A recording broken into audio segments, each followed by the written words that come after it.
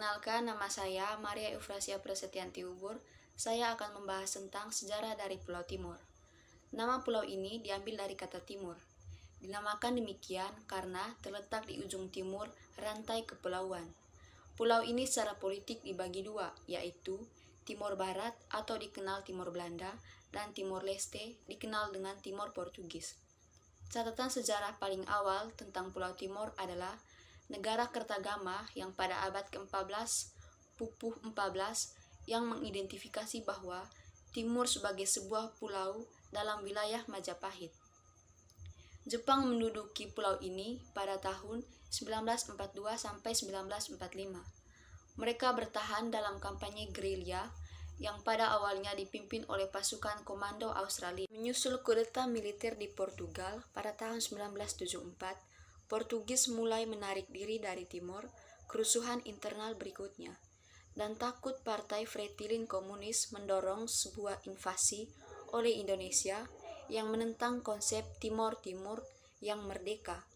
Pada tahun 1975, Timor Timur diintegrasi oleh Indonesia dan dikenal dengan Timor Timur atau Tim-Tim. Perkenalkan, nama saya Crescencia Yuli Tambio. Saya akan menjelaskan tentang letak geografis, letak astronomi, cuaca, dan iklim di Pulau Timur. Pertama, luas Pulau Timur kurang lebih 14.932,51 km persegi dan luas daerah hutan kurang lebih 1.765,852 km persegi. Letak geografis. Daerah Suku Dawan meliputi wilayah administratif Kabupaten Kupang, Kabupaten Timor Tengah Selatan, Kabupaten Timor Tengah Utara, dan Kota Kupang. Secara geografis, Pulau Timur sebelah utara berbatasan dengan Selat Ombay, sebelah barat dan Laut Sawu, sebelah selatan dan Laut Timur. Kedua, letak astronomi. Pulau Timur memiliki letak astronomi 123 derajat sampai 128 derajat bujur timur dan 8 derajat sampai 11 derajat lintang selatan. Ketiga, iklim. Köppen menetapkan Pulau Timur memiliki iklim hujan tropis. Sebagian besar iklim Pulau Timur ditentukan oleh letaknya. Yang terakhir, musim. Pulau Timur dipengaruhi oleh dua musim, yaitu musim hujan yang pendek pertengahan bulan November sampai akhir April, dan musim kemarau yang panjang. Hujan yang turun dari Pulau Timur tidak merata, dan oleh karena pengaruh iklim di Australia, maka sebagian Pulau Timur terdiri dari savana. Baik, perkenalkan, nama saya Tiffany Amun. Di sini saya akan menjelaskan tentang kependudukan di Pulau Timor. Yang pertama, jumlah penduduk Pulau Timor.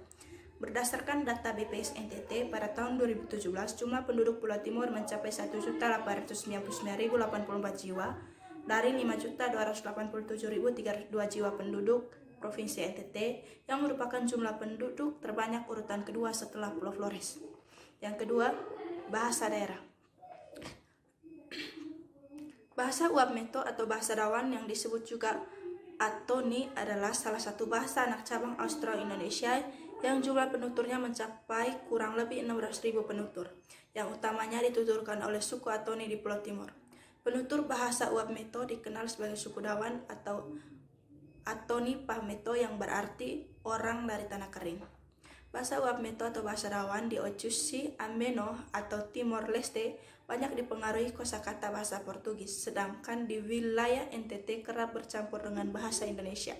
Bahasa ini mayoritas dipakai oleh masyarakat Timor bagian barat, khususnya di wilayah Kabupaten Timor Tengah Selatan. Subsukunya Amanatun, Amnuban, dan Molo.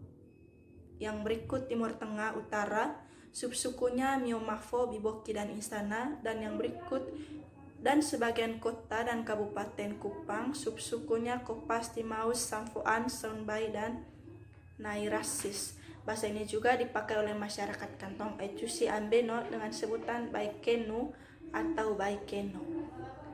Sekian dari saya, terima kasih. Baik, perkenalkan, nama saya Stevia Siboimau. Di sini saya akan menjelaskan tentang pertanian Pulau Timor. Nasi merupakan makanan pokok untuk masyarakat di Pulau Timor. Namun perkembangan usaha pertanian, padi dikategorikan lambat yang hanya meningkat 4,16% per tahun. Jagung merupakan makanan pokok pengganti nasi bagi masyarakat di Pulau Timor. Berdasarkan perkembangan luas panen komoditas tanaman pangan di Pulau Timor, jagung mengalami peningkatan yang cukup tinggi. Jadi tanaman pangan seperti kacang-kacangan, bawang, dan umbi-umbian di Pulau Timor, daerah panennya relatif kecil, bahkan berkurang setiap tahunnya.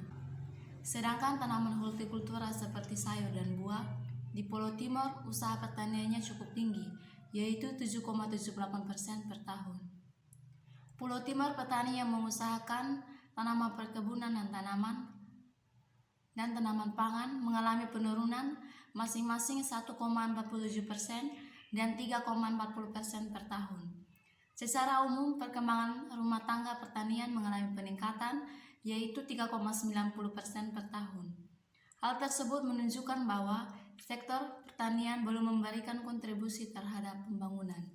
Baik, perkenalkan nama saya Karamadanti. Pada kesempatan ini saya akan membahas tentang peternakan yang berada di Pulau Timor, khususnya peternakan sapi. Hasil survei yang dilakukan Dinas Peternakan Nusa Tenggara Timur menunjukkan populasi ternak potong terutama sapi potensial di daratan Pulau Timor angka populasinya mencapai 850.000 ekor lebih. Secara umum data Dinas Peternakan Provinsi Nusa Tenggara Timur terbanyak adalah Pulau Timor sebanyak 80,02%, Pulau Flores sebanyak 10,90%, Pulau Sumba sebanyak 8,85%, dan Pulau Alor sebanyak 0,23%.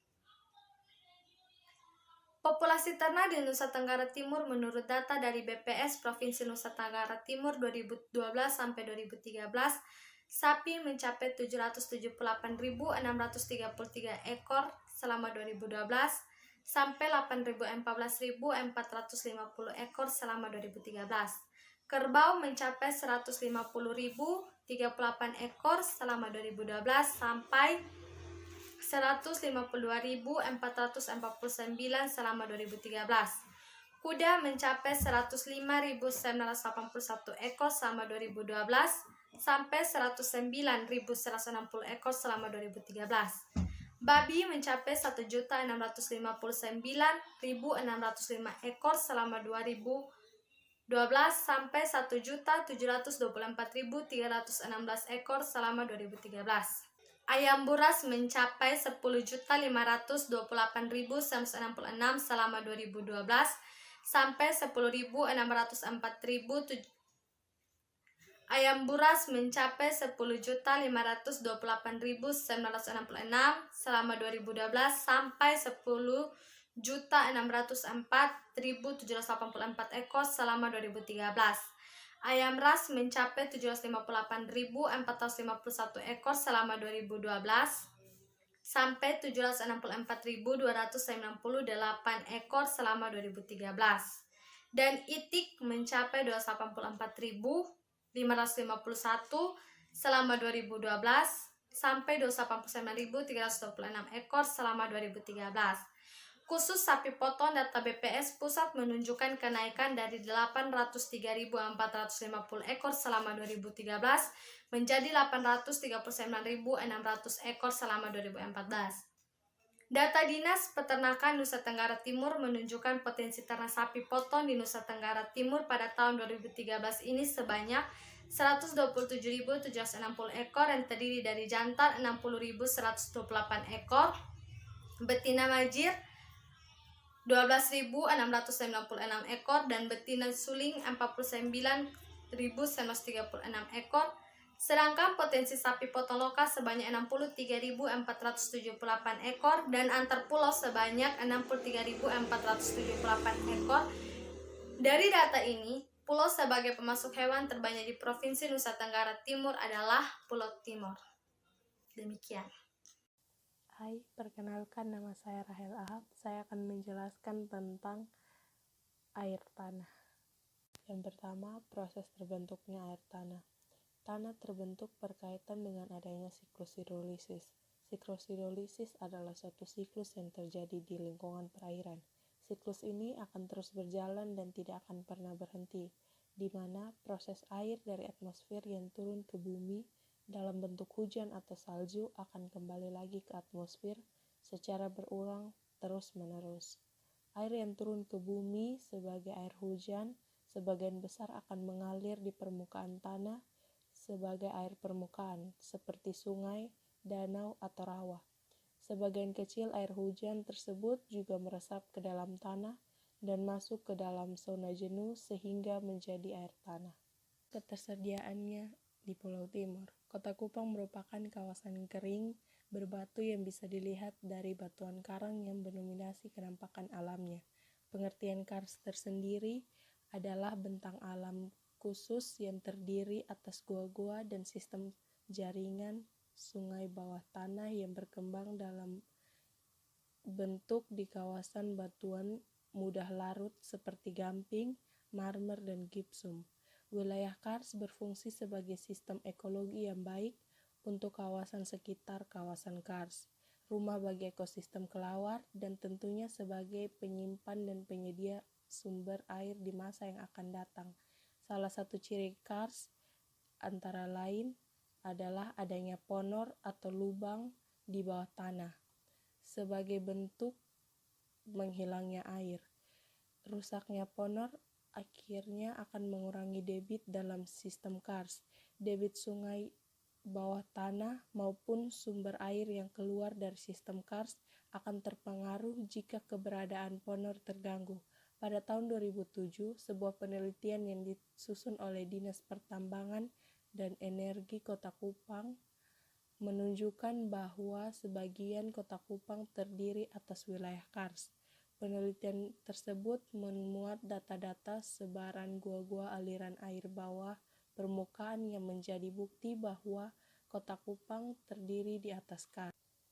Penelitian tersebut juga memaparkan bagaimana air bawah tanah dapat dimanfaatkan dan dijaga agar tetap tersedia secara berkelanjutan. Air cadangan di timur tinggal 17%. Kondisi ini berbanding terbalik dengan pertambahan penduduk di Kota Kupang yang terus berkembang. Diprediksikan 5 tahun lagi warga Kota Kupang bisa mencapai angka 1,2 juta jiwa. Perkenalkan, nama saya Winat Bais. Saya akan menjelaskan tentang pertambangan di Pulau Timor. Yang pertama ada mangan. Banyak tambang mangan ditemui di Kabupaten Kupang, Timur Tengah Utara atau TTU, dan Timur Tengah Selatan TTS. Keberadaan mangan menjadi daya tarik bagi warga untuk mendulang keuntungan dari kekayaan bumi itu. Di NTT khususnya Pulau Timor, eksplorasi mangan masih dilakukan secara tradisional. Warna abu-abu besi dengan kilap metalik sampai submetalik menjadi bukti potensi mangan di Pulau Timor menjadi hasil tambang dengan kualitas nomor 1 di dunia. Yang kedua ada marmer. Seperti yang tampak pada video, merupakan salah satu tempat bekas penambangan marmer di Pulau Timor, tepatnya di Desa Ekavalo. Marmer sendiri dewasa ini telah dieksplorasi di Timor Barat, Nusa Tenggara Timur, menunjukkan bahwa karakteristik marmer di Timor Barat merupakan marmer berkualitas terbaik di dunia, bersama marmer Sulawesi Selatan. Ciri khas marmer Timor Nusa Tenggara Timur ialah marmer Timor NTT memiliki batu kristal yang mengkilap dan merupakan satu-satunya di dunia. Sebuah dokumen berkelas dunia yang saat ini tersimpan di Perpustakaan Kongres Nasional Amerika Serikat menunjukkan adanya berbagai mineral di Timor yang telah ditemukan pada tahun 1920 yang berjudul Dutch Timor and the Lesser Sunda Island. Tidak ada keraguan bahwa Timor memiliki kekayaan mineral secara posesif, namun pemerintah telah tidak atau belum tampak memberikan hak konsesi kepada perusahaan manapun untuk melakukan aktivitas pertambangan. Di Timor ditemukan adanya emas, aluvial, biji tembaga, mangan, dan biji besi serta gipsum. Ditemukan juga minyak bumi di Pulau Timor. Pulau Timor sebelumnya dikenal sangat kaya akan tembaga dan asbes, dan ditemukan secara interior di Timor Barat marmer dengan kualitas lembut yang ditemukan di Timor Belanda. Di Timor ditemukan sumber air yang mengandung sejumlah besar alkali dan yodium di dekat fasa.